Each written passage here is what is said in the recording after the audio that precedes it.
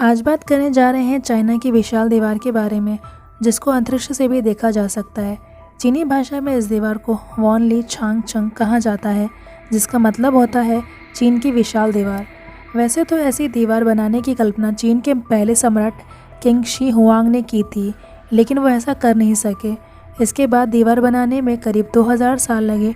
और आपको बता दें कि इस दीवार का निर्माण किसी एक सम्राट द्वारा नहीं किया गया, बल्कि कई सम्राटों और राजाओं द्वारा कराया गया था।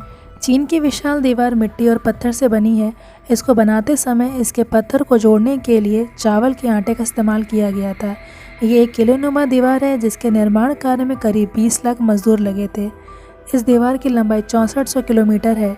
ये दुनिया की इंसानों के द्वारा बनाई गई सबसे बड़ी संरचना है। इस दीवार की ऊंचाई एक समान नहीं है।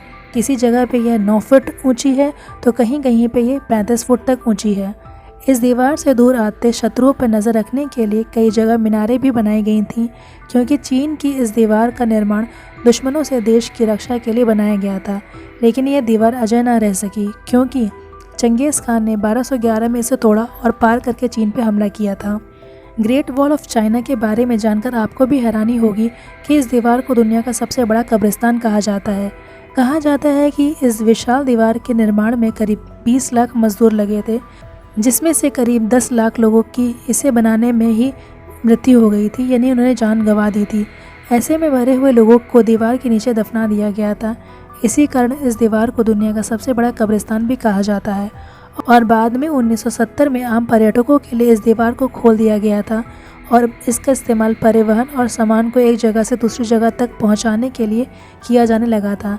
लगभग 1 करोड़ पर्यटक हर साल इस दीवार को देखने के लिए आते हैं। चीनी दीवार को यूनेस्को ने 1987 में विश्व धरोहर की सूची में शामिल किया था। यह दीवार दुनिया के 7 अजूबों में गिनी जाने लगी है। दुनिया के 7 अजूबों में बाकी के 6 अजूबे कौन से हैं, उनके नाम आप मुझे कमेंट सेक्शन में बताइएगा। And thanks for the watching.